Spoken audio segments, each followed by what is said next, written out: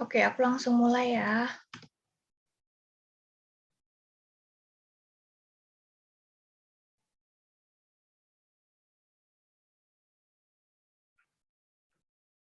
Pendapatan nasional itu apa sih? Pendapatan nasional itu pengertiannya keseluruhan penghasilan masyarakat dalam kurun waktu 1 tahun. Pendapatan baru dapat diperoleh apabila terdapat sejumlah barang yang diproduksi dan kemudian dijual. Jadi enaknya kita ngomong tuh total dari seluruh final yang diproduksi suatu negara dan sudah berhasil dijual. Nah, jadi ini kesimpulannya pendapatan itu akan sama dengan pengeluaran. Nah, PDB menghitung dua hal sekaligus, yaitu pendapatan dan pengeluaran. Soalnya kan di sini kita tadi udah ya sejumlah barang yang diproduksi dan kemudian dijual itu. Makanya dalam perekonomian secara keseluruhan pendapatan itu harus sama dengan pengeluarannya. Kenapa? Nah, untuk setiap transaksi itu melibatkan dua pihak, yaitu pengeluaran pembeli yang disebut expenditure bagi pembeli dan pengeluaran untuk penjual yang disebut income bagi pembeli. Gimana sih maksudnya yang ini? Nah, kita bisa langsung lihat aja di circular flow diagram ini. Kalau kalian masih ingat, ini itu dulu ya aku biasanya diajarnya pas kelas 10 sih.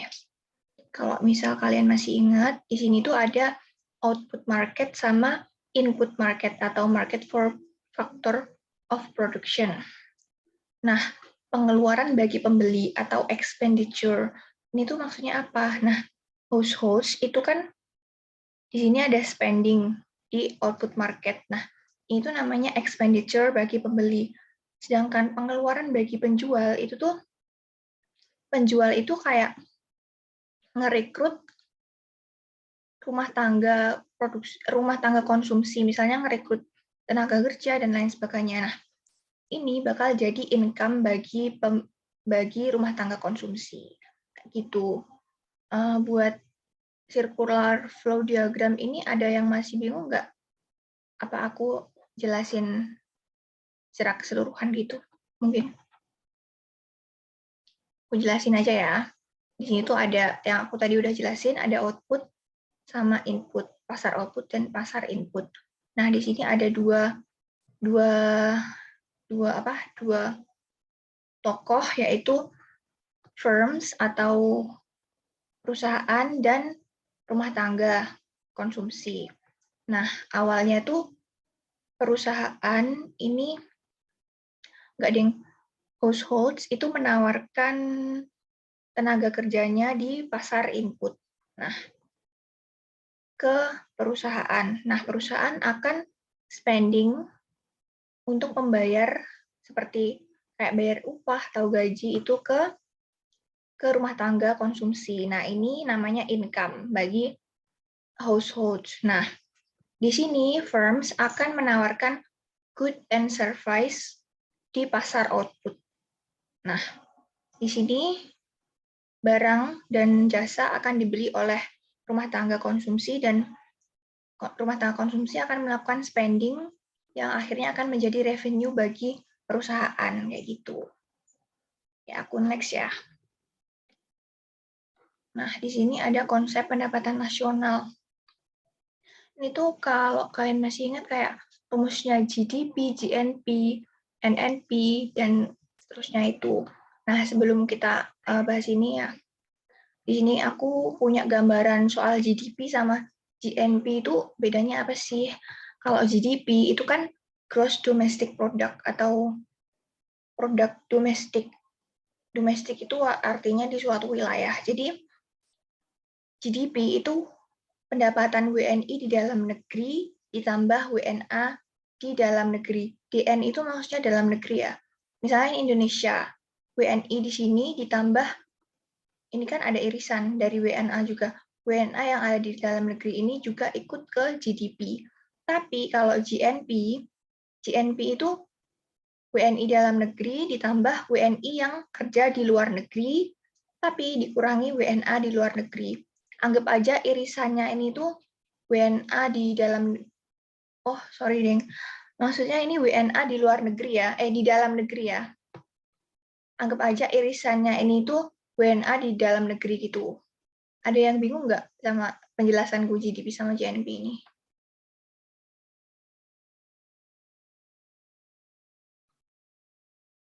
Nggak ada ya, oke.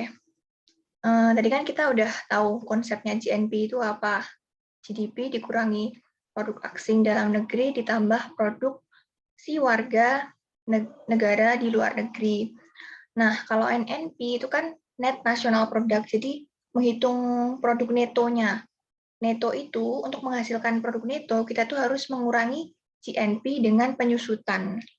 Penyusutan itu atau depresiasi ya, maksudnya kayak turunnya nilai suatu aset gitu.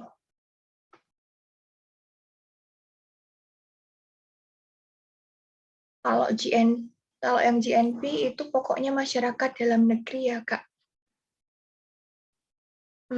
GNP itu maksudnya warga negara Indonesia yang di dalam negeri maupun di luar negeri. Misalnya warga negara Indonesia yang bekerja di Thailand. Nah, itu tuh tetap dihitung ke GNP. Tapi kalau warga Thailand yang kerja di Indonesia, itu nggak masuk ke GNP, masuknya ke GDP. Gimana? Apa udah clear?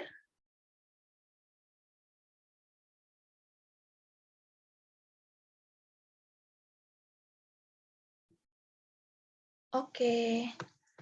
Nah, NNP tadi dikurangi penyusutan ya. Terus kalau NNI, Net National Income ya. Nah, itu tuh NNP dikurangi pajak tidak langsung di harusnya ditambah nggak sih? Ditambah subsidi. Bentar, kayaknya ingatku ditambah deh. Ini harusnya ditambah ya subsidinya. Nanti aku editin. Terus kalau personal income itu NNI dikurangi pajak perseroan, dikurangi laba ditahan, dikurangi iuran, ditambah transfer payment. Nah, kenapa sih transfer payment ini dimasukin ke personal income? Sebenarnya itu transfer payment tuh kayak pengeluaran dari pemerintah yang diberikan kepada masyarakat gitu loh. Tapi dia nggak dimasukin ke GNP. Makanya di PI, personal income, dia ditambahin gitu. Nanti aku bakal jelasin lagi kok yang transfer payment ini. Terus yang disposable DI atau disposable income itu PI dikurangi pajak langsung. Buat konsep pendapatan nasional ada yang mau ditanyain lagi nggak? Ya, aku lanjut ya.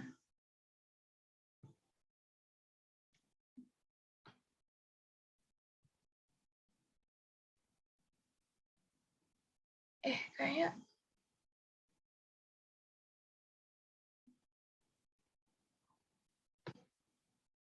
bentar. Gimana sih?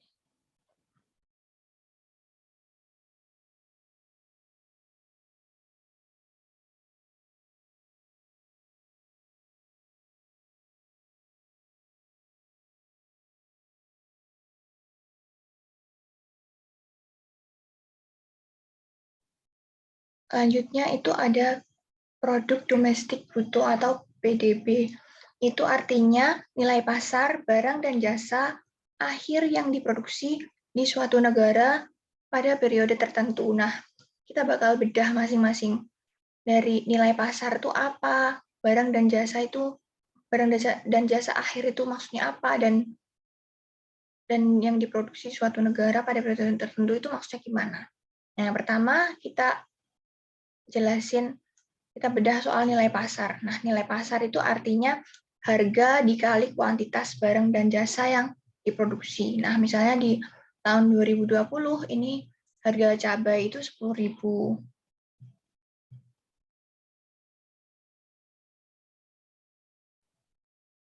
Ditambah harga bawang itu 15.000. Nah, berarti nilai pasar cabai dan bawang pada tahun 2020 itu berarti ini diasumsikan kita cuma menghasilkan 10.000 sama 15.000 gitu ya. Berarti ini ditambah. Nah, pada 2021 ternyata ini harganya yang ini naik, bawangnya naik, terus cabenya turun. Nah, ini juga tinggal ditambah. Berarti pada tahun 2021 nilai pasarnya itu 20.000 ditambah 5.000. Pokoknya kalau misalnya kita produksi bawangnya misal 5 kilo, berarti ya 20.000 dikali 5 kilo. Ditambah misal ini cabenya kita produksi 10 kilo, berarti 5.000 dikali 10 kilo, terus nanti hasilnya berapa gitu. Oke, next. Nah, jasa akhir yang diproduksi. Jadi PDB itu nggak menghitung barang intermediate atau barang yang masih belum jadi gitu loh. Ini kan ada baju, benang, sama kapas. Nah, ini tuh yang dihitung dalam PDB itu cuma baju. Jadi benang sama kapas itu tuh namanya barang intermediate yang nanti bakalan apa ya? Kalau misalnya kita hitung semuanya bakalan kayak terjadi double counting gitu. Jadi dalam penghitungan PDB itu yang dihitung cuma barang dan jasa akhir yang dikonsumsi oleh konsumen. Nah, yang selanjutnya diproduksi di suatu negara. Tadi kan aku udah singgung ya, kalau PDB atau GNP itu di domestik. Jadi misal di Indonesia itu ada perusahaan Jepang yang memproduksi motor, nah itu termasuk ke GDP Indonesia kayak gitu. Jadi pendapatan WNI di dalam negeri ditambah pendapatan WNA di dalam negeri gitu. Nah, ini yang tidak termasuk PDB. Ini tadi barang intermediate ya namanya. Nah, kenapa beasiswa itu nggak termasuk PDB? Nah, beasiswa ini maksudnya beasiswa dari pemerintah ya. Karena saat pemerintah ngeluarin beasiswa, itu tuh apa ya? Murid itu nggak memberikan imbal balik berupa barang atau jasa gitu loh. Jadi pemerintah itu memberikan beasiswa secara cuma-cuma kayak gitu. Nah, barang bekas itu juga enggak digolongkan, enggak dimasukkan ke PDB juga. Ada yang mau tanya? Oke, aku lanjut. Nah, di sini ini ada beberapa metode untuk menghitung pendapatan nasional. Ada 3 ya. Yang pertama metode produksi, terus ada metode pendekatan pengeluaran, dan sama yang bawahnya ini pendekatan pendapatan. Nah, yang produksi ini tuh tadi kaitannya sama barang intermediate. Jadi ini kan kita ngitung PDB dari kemeja ya. Kemeja itu kan awalnya dari kapas, terus kapas dari benang, terus benang jadi kain, terus jadi kemeja. Jadi ini tuh ngitungnya enggak kok misal kita produksi kapas, terus benang, terus di jumlah gitu enggak. Tapi kita nyari nilai tambahnya. Misalnya kapas. Saat kita memproduksi kapas, kita tuh membutuhkan sebesar 10.000. Nah, nilai tambahnya ya tetap 10.000. Soalnya kapas kan dari yang sebelumnya itu nggak ada ya. Nggak, maksudnya gimana ya, produksi awal gitu loh.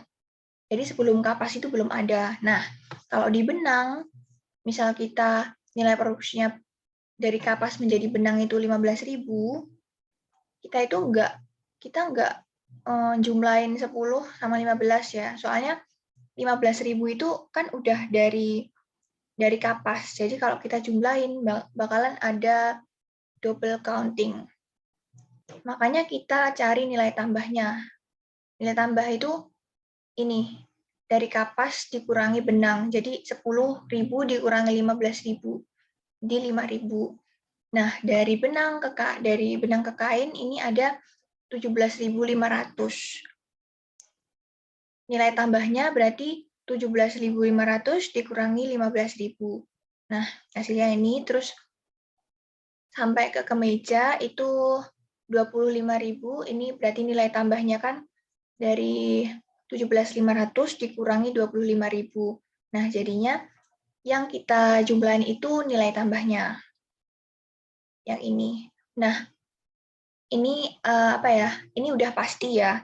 Kalau nilai produksi kemeja, ini kan 25.000 toh, bakalan sama dengan nilai tambah, jumlah dari nilai tambah. Nah, setelah kita tahu jumlahnya ini, caranya ngitung untuk metode produksi secara keseluruhan tuh, Y sama dengan Q1 dikali P1 ditambah dan seterusnya ini. P itu kan harga. Harga itu maksudnya yang 25.000 ini. Nah, Q-nya itu tinggal berapa suatu perekonomian menghasilkan suatu barang gitu. Dari metode produksi ini, aku gimana? Belibet gak jelasinnya? Mungkin ada yang kurang paham. Oke, aku lanjut ke pendekatan pengeluaran ya. Pendekatan pengeluaran ini ada 4 komponen, yaitu T atau consumption, I atau investment, G atau government spending, dan X min M itu ekspor min impor atau ekspor neto itu. Nah, buat pendekatan nasional pengeluaran ini nanti aku bakal jelasin lebih dalam kok. Jadi kalau misalnya ada pertanyaan nanti aja nggak apa-apa. Nah, yang terakhir yang bawah pojok ini adalah pendekatan pendapatan. R itu rent atau sewa, W itu wage atau upah dan gaji, I itu interest atau bunga, P itu profit. Nah, R itu kan sewa itu kan misalnya perusahaan nyewa tanah dari rumah tangga konsumen. Nah, itu bakalan dimasukin ke sini. Terus kalau wage itu misalnya pendapatan dari tenaga kerja, kan dapat upah. Nah, itu juga dimasukin sini. Terus kalau bunga itu misalnya kayak minjem uang terus dapat bunga, pendapatan bunga. Nah, kalau keuntungan itu kayak misalnya perusahaan dapat keuntungan kayak gitu. Nah, ini kan ada I. I di sini tuh I kecil ya. Kalau di pendekatan pengeluaran ini kan I besar. Nah, kalau yang ini I kecil, jadi beda.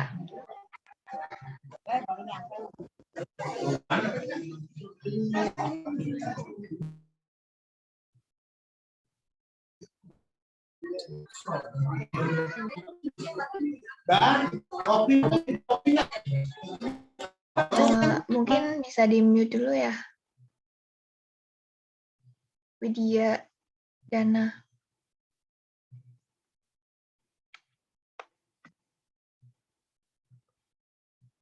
Oke, aku lanjut. Yang ini ada pertanyaan nggak? Oke, kayaknya enggak ya. Nah, ini ada komponen. Oke, ada komponen GDP. Ini aku bakal jelasin komponen GDP dari pendekatan pengeluaran. Tadi kan udah disinggung ya, kalau pendekatan pengeluaran itu ada consumption, investment, government spending, sama next export. Nah, yang termasuk consumption itu apa sih? Nah, consumption itu konsumsi yang dilakukan oleh rumah tangga konsumen, kayak membeli barang atau membeli jasa itu. Nah, tapi ada satu pengecualian yang nggak dimasukkan ke consumption ini, yaitu pembelian rumah baru. Rumah itu kan barang kan, tapi kita nggak boleh masukin rumah ke komponen konsumsi ini. Kenapa? rumah itu kan pastinya udah pasti kalau bawahnya itu tanah. Nah, tanah itu tuh cocoknya dimasukin ke investment. Soalnya apa? Soalnya tanah itu semakin lama harganya bakalan semakin naik. Jadi kita nggak masukin pembelian rumah baru ke consumption karena di pembelian rumah baru itu ada unsur tanah gitu. Paham nggak? Ada yang mau ditanyain? Nah, oke, lanjut investment ya. Investment itu artinya pembelian barang modal atau barang yang digunakan untuk memproduksi barang lain.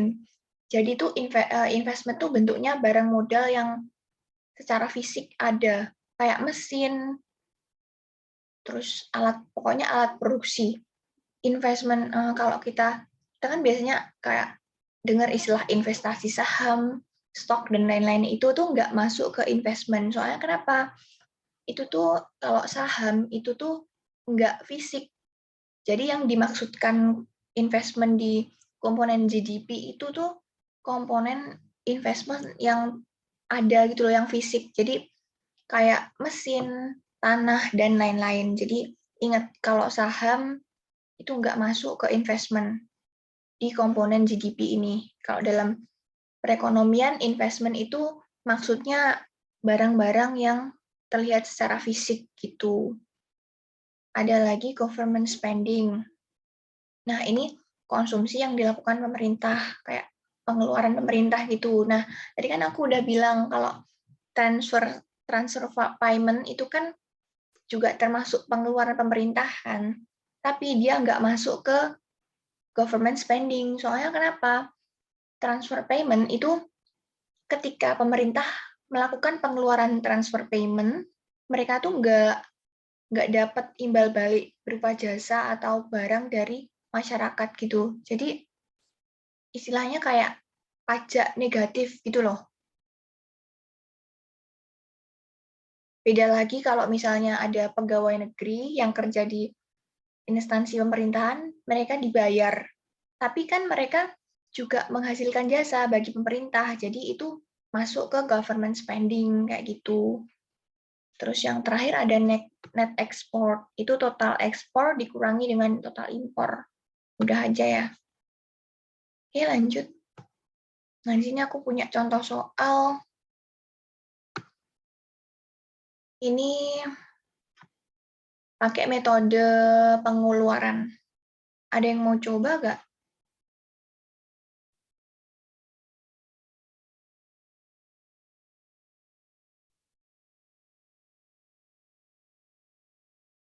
Mungkin ada yang mau coba?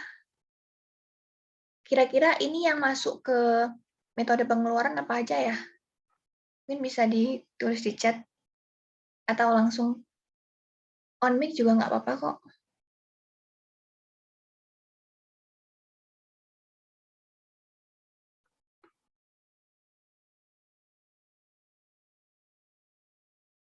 Ya, nggak ada ya? Oh yeah. Langsung aja ya aku ini pembahasannya. Nah, jadi di soal ini tuh nggak semuanya masuk ke komponen pengeluaran ya. Jadi yang masuk pengeluaran itu belanja pemerintah, konsumsi masyarakat, investasi, dan ekspor impor. Nah, pendapatan masyarakat sama pendapatan sewa itu termasuk 650 apa 660 ya? Coba dihitung lagi deh.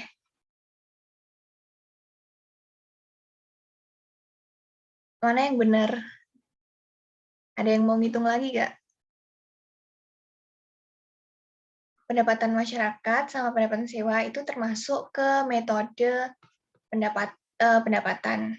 Oke, oke. Benar ya, 660. Jadi kayak gini.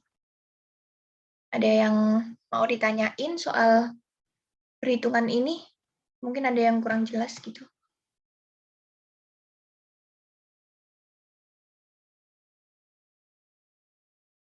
Oke, aku lanjut ya.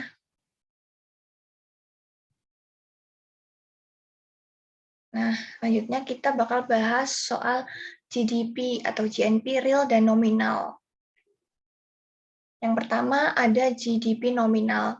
Nah, GDP nominal itu menghitung output berdasarkan harga pasar saat itu. Maksudnya itu misalnya di tahun 2022 ini harga cabai itu 5.000. Nah, perekonomian menghasilkan cabai sebanyak 50 kg. Nah, jadi GDP nominal kita bisa hitung pakai P, harganya kan 50.000. Harga sekarang itu 50.000 dikali Q-nya berapa? Misalnya 50.000 gitu ya. Harga saat itu. Nah, tapi kalau GDP real, kita tuh ngitung output berdasarkan tahun basis. Tahun basis itu maksudnya gimana sih? Nah, tahun basis itu ditentukan berdasarkan tahun di mana kondisi perekonomian itu paling stabil. Jadi, misalnya, kita kan sekarang udah 2022, tapi kalau kita ngitung pakai GDP real, harga itu nggak berdasarkan tahun 2002, tapi misalnya tahun basisnya itu 2020. Nah, pada tahun 2020 itu perekonomian tuh sangat relatif stabil itu loh. Jadi inflasinya nggak terlalu tinggi, terus harganya juga nggak terlalu tinggi dan nggak terlalu rendah, jadi stabil. Nah, jadi pada tahun 2020 itu dijadikan sebagai tahun basis kayak gitu. GDP real itu P dikali Q. Nah, P-nya itu price, harganya itu berdasarkan tahun basis. Mungkin ada yang kurang paham sama penjelasan aku soal GDP real sama nominal.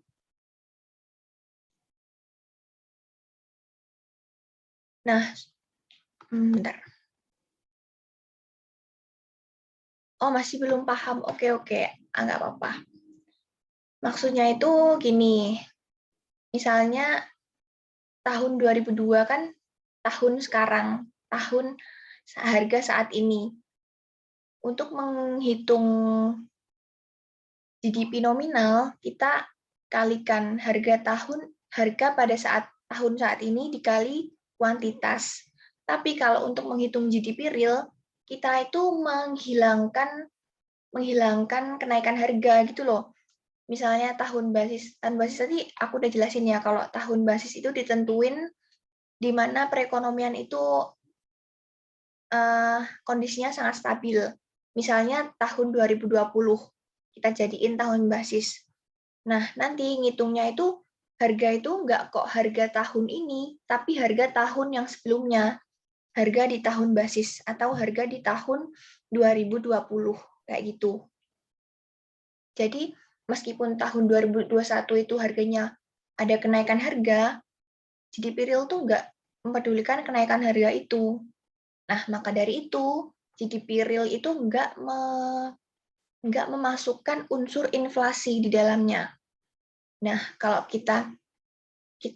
misalnya kita mengetahui berapa GDP nominal terus berapa inflasinya, kita mudah aja buat ngetahuin berapa sih GDP realnya. GDP real itu bisa didapat dari GDP nominal dikurangi inflasi. Gitu. Kalau nominal itu masih ada inflasi ya, soalnya kan pada harga saat itu. Kalau GDP real itu nggak mempedulikan kenaikan harga. Jadi di GDP real kita nggak memasukkan inflasi ke dalamnya gitu. Apakah masih kurang jelas?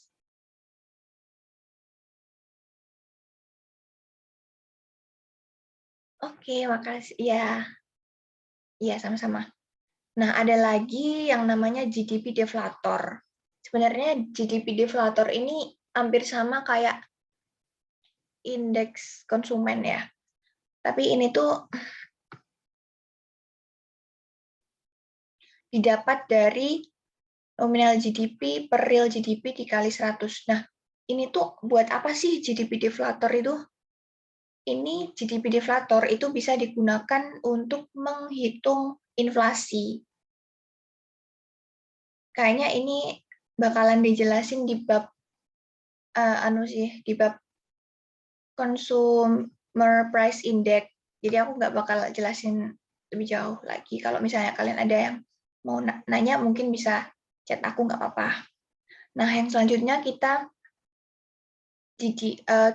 bahas GDP dan kesehatan perekonomian. Jadi kan apa ya, selama ini itu pemerintah atau banyak negara itu tuh menerapkan GDP sebagai apa ya, sebagai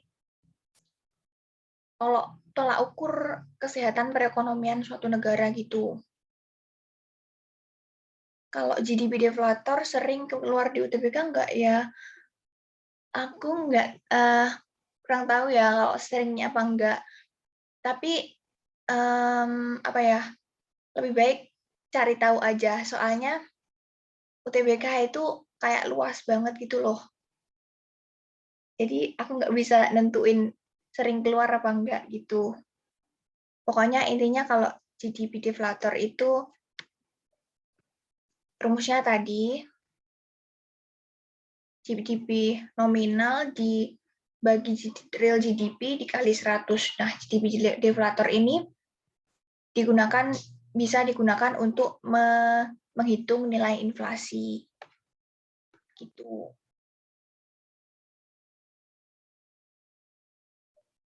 Oke, aku lanjut ya. Tadi sampai mana? GDP itu biasanya digunakan untuk mengukur kesehatan perekonomian di suatu negara ya.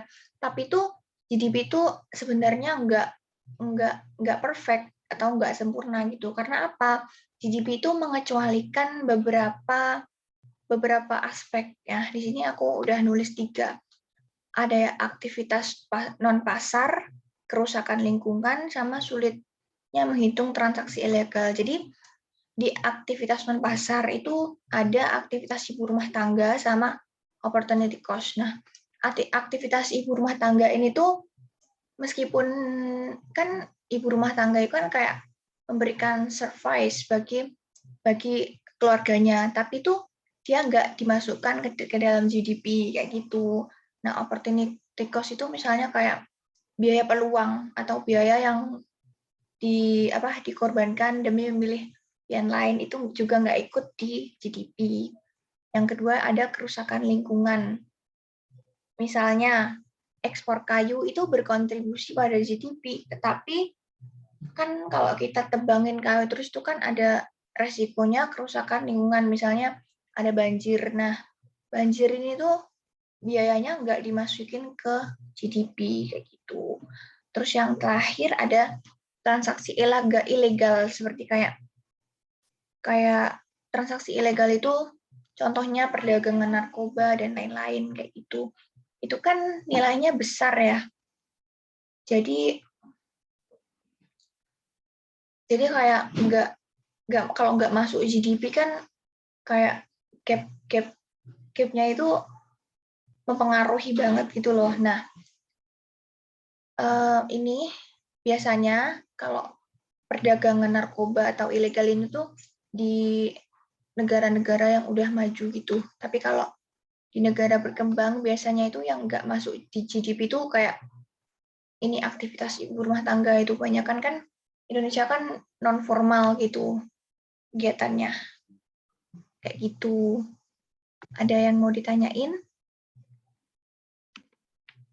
Oke. Nah, karena GDP itu belum sepenuhnya sempurna untuk menghitung kesejahteraan suatu negara, di sini kita ada yang namanya kurva Lorenz.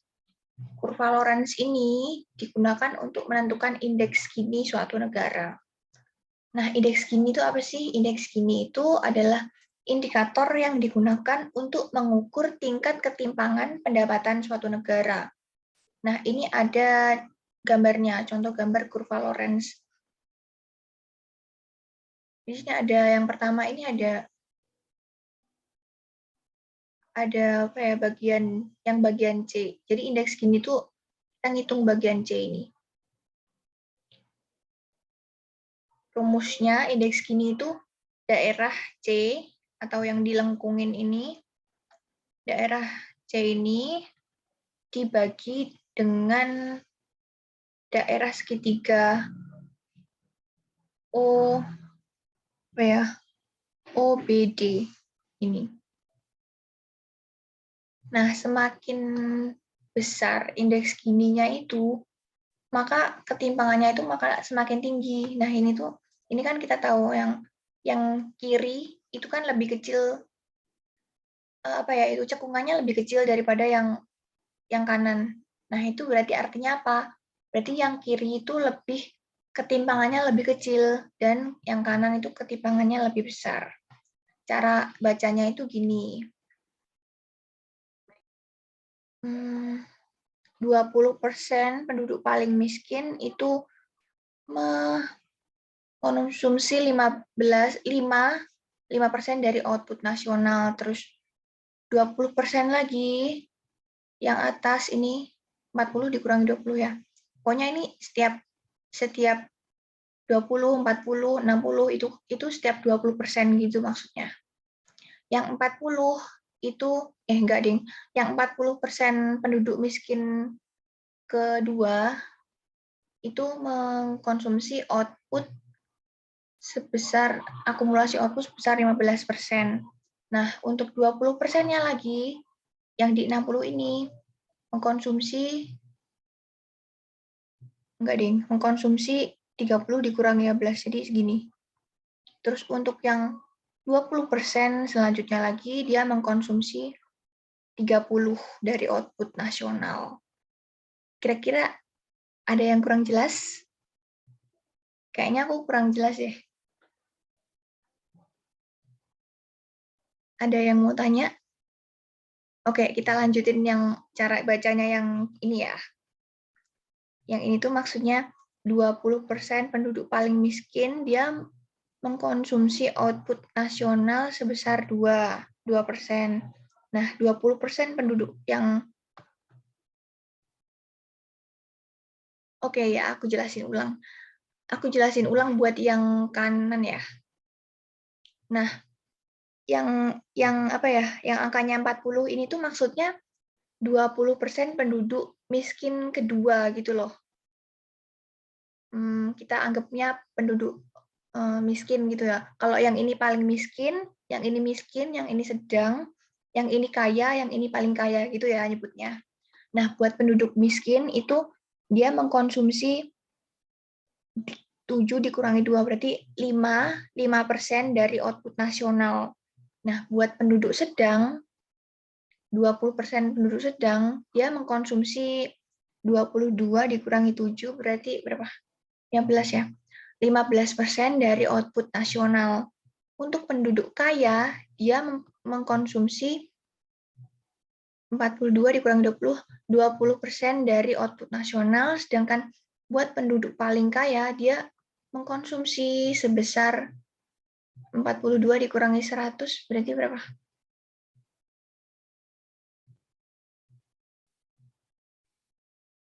48 ya, 48 dari output nasional. Jadi penduduk paling kaya itu tuh output 58, sorry guys.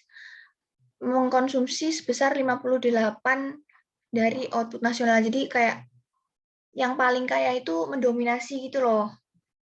Ada yang ditanyain buat kurva Lorenz?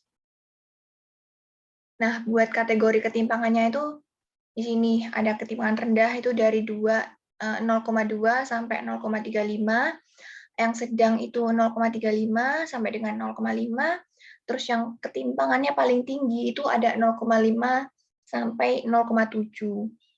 Sebenarnya ini kalau kategori ketimpangan itu ada yang mengkategorikan 3, ada yang 4 gitu ya. Tapi kayaknya ya kita menurut yang 3 ini sih, rendah, sedang, sama tinggi. Ada yang ditanyain buat kurva Lorenz?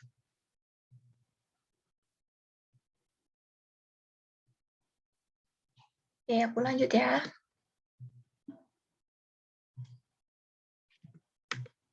Oke, soal. Berdasarkan formula pendapatan nasional, CIG, ini berarti pengeluaran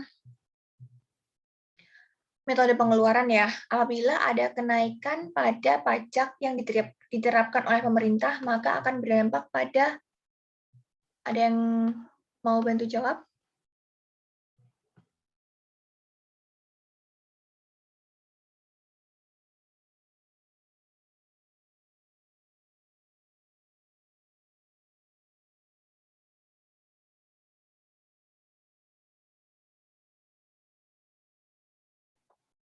Ini ada yang jawab A ya di chat. Masih salah nih. Ada yang jawab D. Ada bentar. Ada yang D, ada yang B. Dia apa D? Enggak ya, kalau yang D itu enggak, yang B. Nah, yang B ini yang benar. Jadi jawabannya yang benar B ya, teman-teman. Kenapa sih kok yang B? Pajak. Pajak itu enggak, meskipun dia menambah income pemerintah, tapi dia enggak dimasukin ke GDP. Tapi pajak itu bakalan bakalan mempengaruhi konsumsi dari masyarakat. Nah, kalau pajaknya naik, konsumsi masyarakat itu bakalan menurun. Nah, kenapa kan misalnya barang lebih, misal kalau pajak buat konsumen ya, pajak itu kan mengurangi pendapatannya konsumen. Nah, otomatis pembelanjaan konsumen itu bakalan berkurang. Jadi pajak itu bakal mengurangi konsumsi. Nah, kalau misalnya kita tulisin di sini, sorry, gimana sih? Sorry.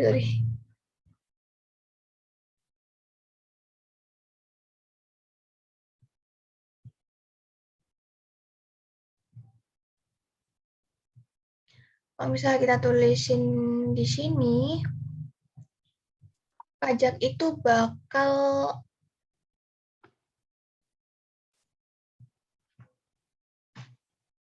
berpengaruh pada konsumsi. Sorry ya guys, aku nggak punya itu. Nggak bisa coret-coret.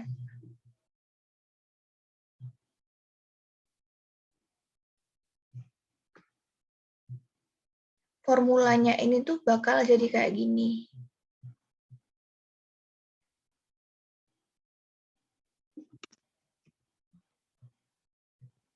Y sama dengan konsumsinya, itu karena ada pajak, berarti C dikurangi sama T. Pajak itu T ya. Ditambah I ditambah Y ditambah NE. Ada yang tanya? Mungkin kurang jelas sama penjelasanku.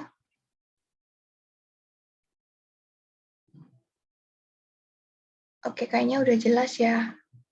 Jadi yang ini jawabannya yang benar itu B. Penurunan pada pendapatan nasional. Oke, kita lanjut ya. Jika suatu angka produk domestik bruto dikurangi dengan nilai penyusutan dan pajak tidak langsung, maka diperoleh angka, ini tadi udah apa ya jawabannya?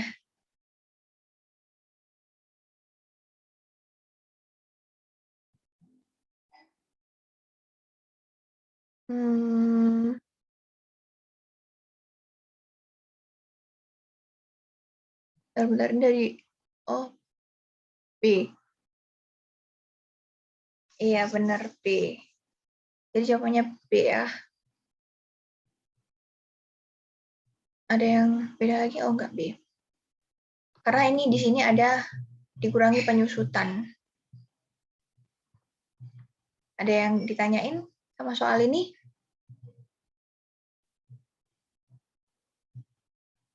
Oke, kayaknya udah jelas semua ya. Terus nomor 3. Di bawah ini yang termasuk dalam perhitungan GDP antara lain Yuk, ada yang mau jawab?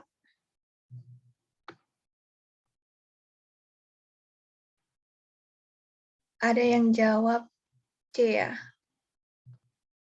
Oh, C semua ya? Penjualan besi, enggak, hasil penjualan mobil perusahaan Jepang yang diproduk. Hah? Jawabannya apa? Beda-beda ya, ada yang C, ada yang B, ada yang A. Yang C itu kan GDP.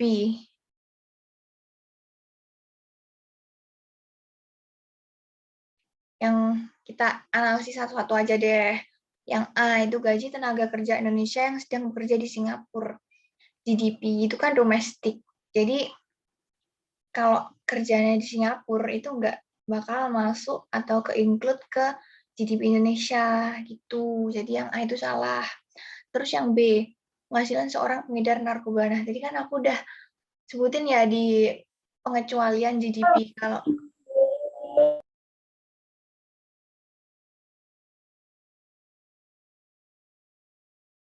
ya WNA dalam negeri ditambah WNI dalam negeri. Kalau yang B ya, penghasilan seorang pengedar narkoba itu termasuk dari transaksi ilegal. Jadi nggak dimasukin ke GDP. Nah, yang C, penjualan mobil perusahaan Jepang yang berproduksi di Indonesia. Ini termasuk GDP. Soalnya kenapa? Dia kan produksi di Indonesia. Meskipun dia WNA, tapi dia tetap dimasukin ke GDP karena dia produksinya di Indonesia. Kayak gitu. Terus kalau jadi yang betul yang C ya. Kalau yang D, penjualan besi yang nantinya akan digunakan untuk bahan pembuatan mesin.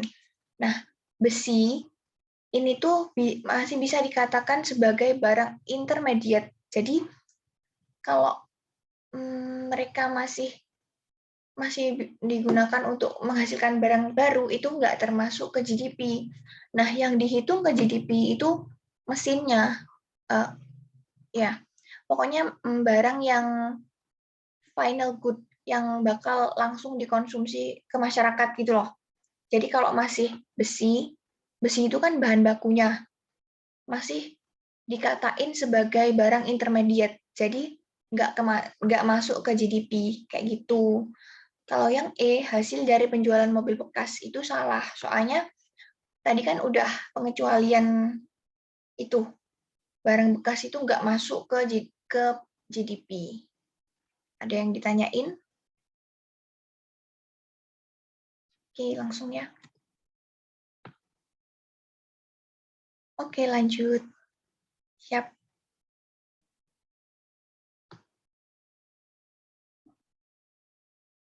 Kayaknya ini ke double deh, teman-teman. Sorry. Ini kayak tadi ya, kayak contoh yang tadi. Ada yang mau ngitung dulu nggak? Udah aku kasih clue-nya nih. Aku tunggu ya sampai. Ih, sorry, sorry.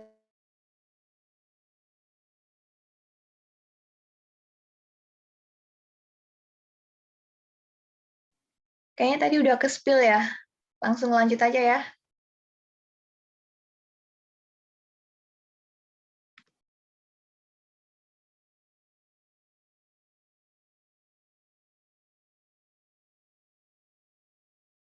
650 itu 650 itu apa? GDP-nya, GNP-nya. Nah, tadi kan yang ditanyain itu pendapatan per kapita. Jadi ini kan ada 200 juta jiwa. Makanya kita bagi ke 200 dulu. Dan hasilnya ini. Ada yang ditanyain, guys? Habis ini kita kuis, tapi cuma beberapa nomor gitu aja sih. Mungkin ada yang ditanyain? Soalnya ini udah selesai.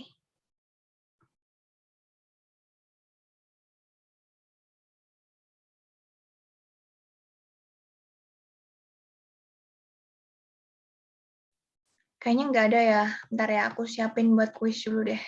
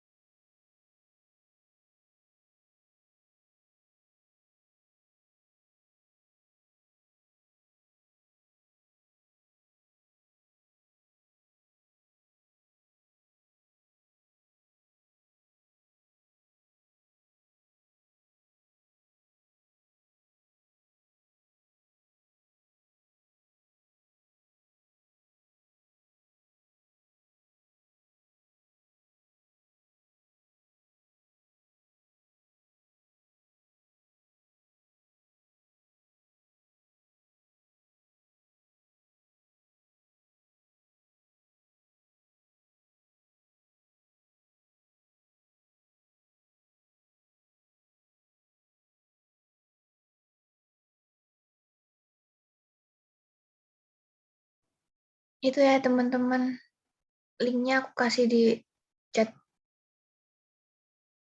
Bentar aku share screen dulu.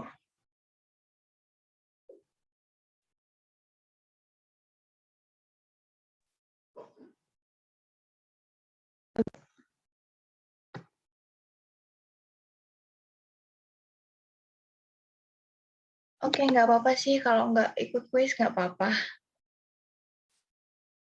Nanti absennya aku kasih ke itu, di grup aja. Oke, masih ada satu nih. Yuk, kuis yuk.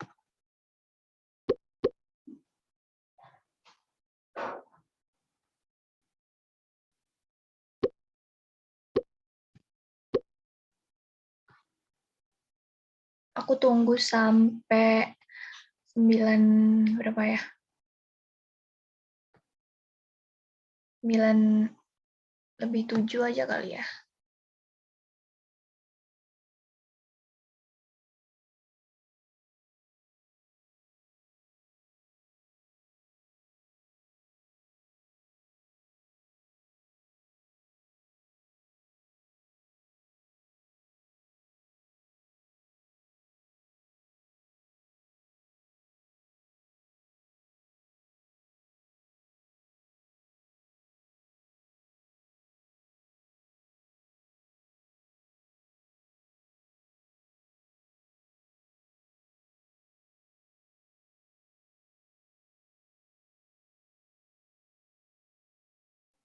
Halo, suaraku kedengeran nggak ya?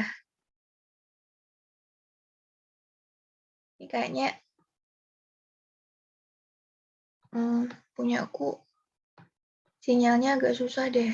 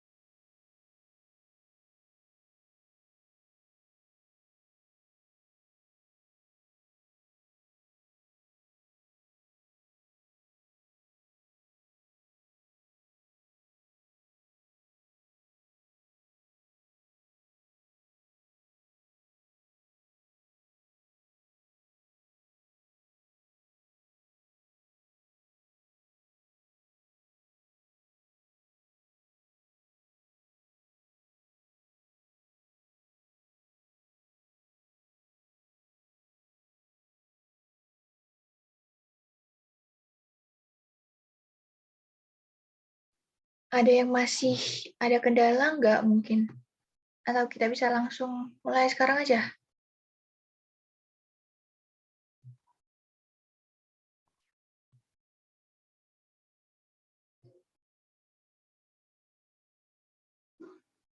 Kalau ada kendala bilang aja ya, nanti biar aku tungguin lagi. Kalau enggak bisa, mungkin bisa langsung mulai.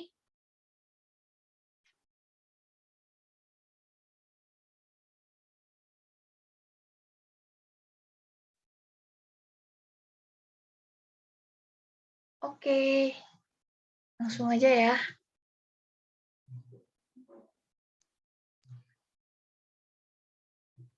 Siap-siap deh.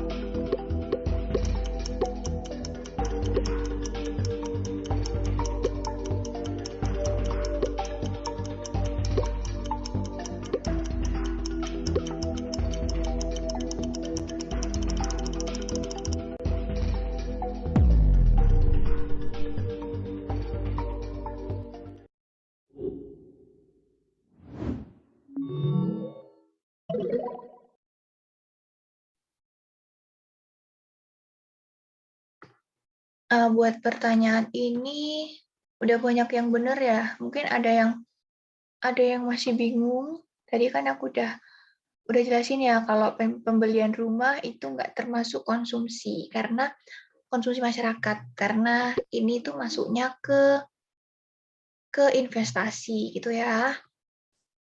Langsung lanjut aja ya. Oke, siap-siap guys.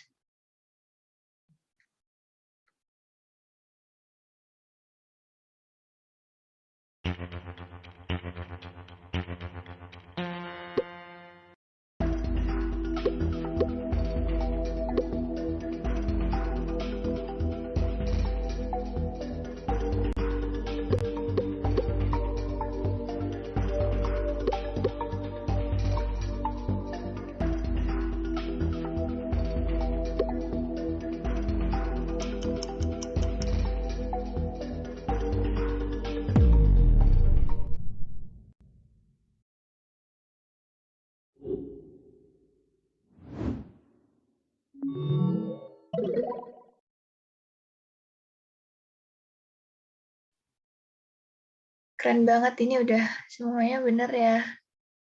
Jadi yang digunakan untuk menghitung pemerataan pendapatan itu kurva Lorenz. Kalau kurva Phillips, ada yang tahu nggak buat apa? Ini ada yang tahu? Bisa chat. Oke, kalau kurva Phillips itu untuk menghitung itu hubungan antara inflasi sama pengangguran.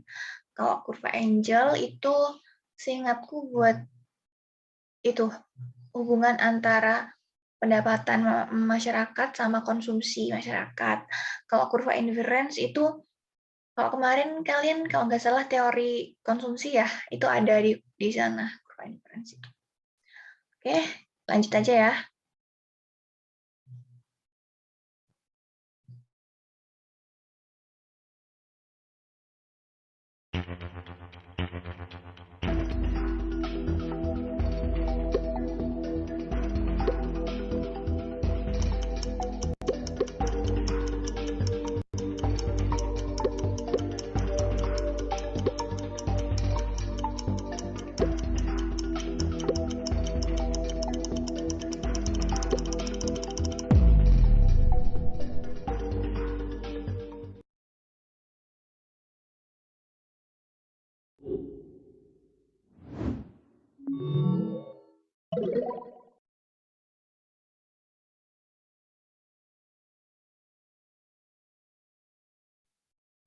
Ini masih ada yang salah ya.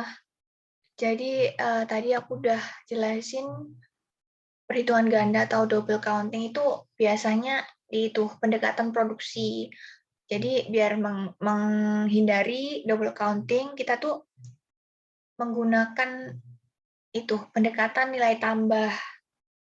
Jadi misal benang ke kain, kain ke baju itu tuh nggak dihitung semuanya, cuma dihitung produk barang yang final good gitu. Jadi kalau buat benang, buat kapas benang dan itu apa ya kain itu tuh kita hitung nilai tambahnya aja.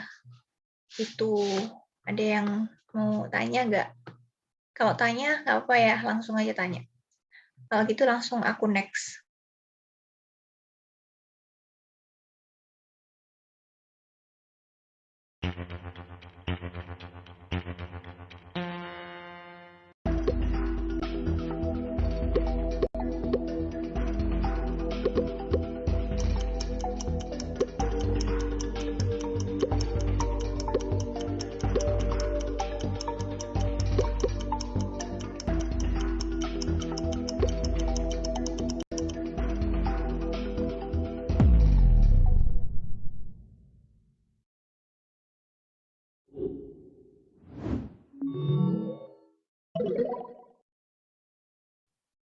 Bung Mas masih di nomor 1, keren banget Bung Mas. Ini masih ada 4 orang yang jawab pengeluaran pemerintah. Jadi enggak ya, jadi pajak penghasilan itu akan dampaknya ke konsumsi. Jadi kan aku itu udah sebenarnya di latihan soal yang tadi udah aku jelasin kalau pajak itu bakal kalau naik bakal mengurangi konsumsi dari masyarakat gitu. Kalau nggak ada yang nanya, aku langsung next ya.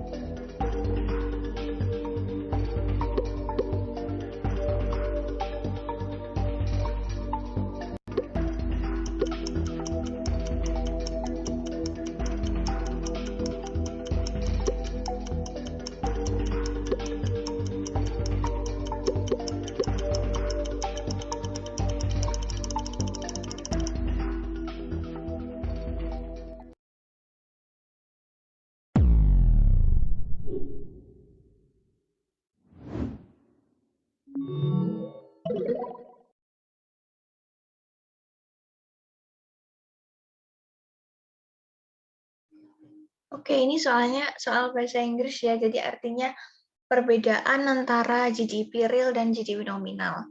Yang A itu real GDP is measured by current price. Jadi tadi kan current price itu kan harga saat ini. Nah, kalau harga saat ini itu buat ngitung GDP nominal. Tapi kalau real GDP itu ngitungnya pakai harga di tahun dasar atau tahun basis gitu.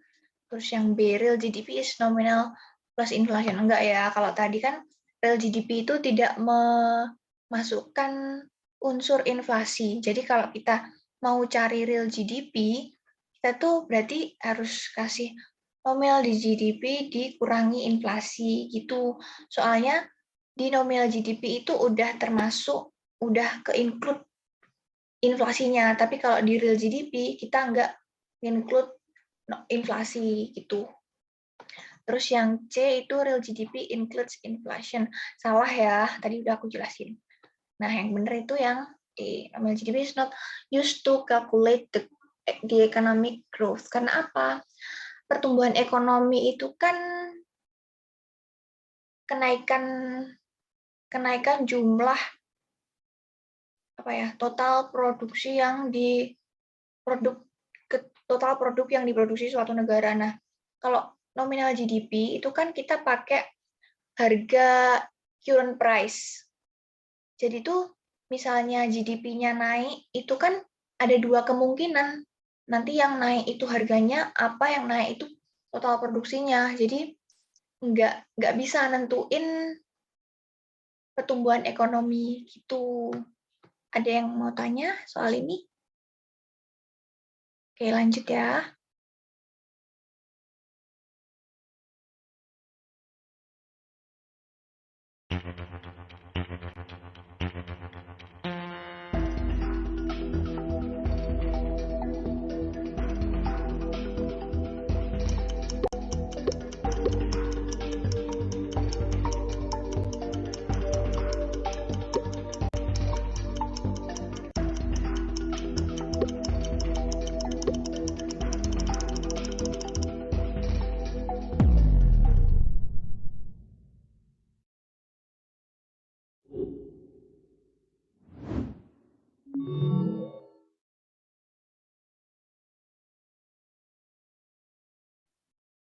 Keren banget, ini udah benar semua, jadi aku anggap udah paham ya. Oke, aku lanjut.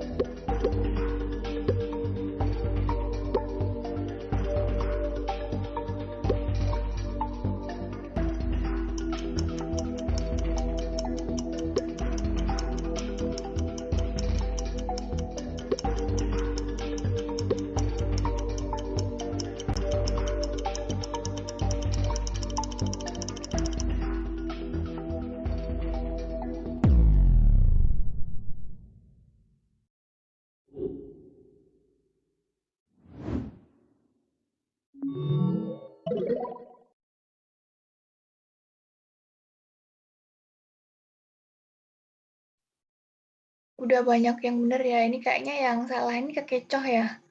Jadi kalau pendekatan pengeluaran itu Y plus C, I, G plus N, X. Kalau yang C ini kan I-nya kecil. Jadi kalau I kecil itu artinya interest atau bunga. Nah, kalau yang WIRP ini pendekatan pendapatan itu. Ini kayaknya soal terakhir ya. Kalau masih ada lagi ya. Oh, udah.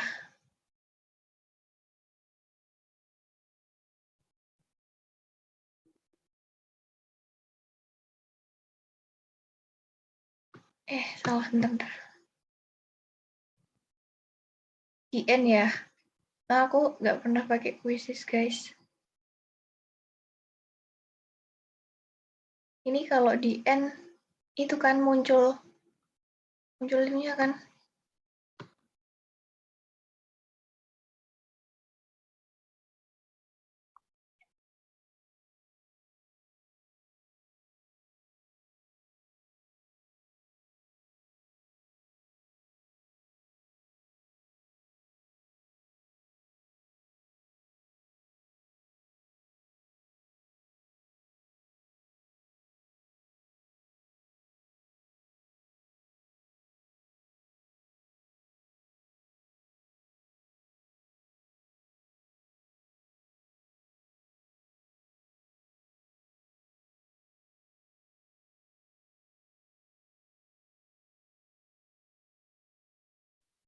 Nah, ini yang keren banget, Gumas. Betul semua. Yang kedua ada Dartrix, terus yang ketiga ada Sophie dan ini seterusnya. Selamat buat Gumas, Dartrix sama Sophie. Oh, ada yang mau on mic nggak?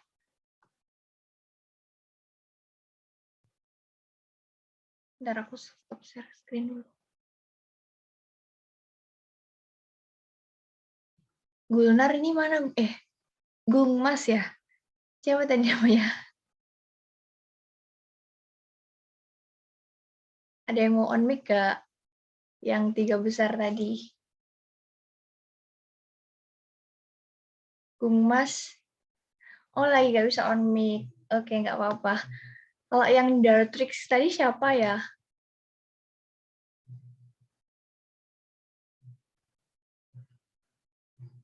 Ya, nggak ada yang ngaku ya. Sophie. Sophie ada nggak? Bentar. Aku stop dulu.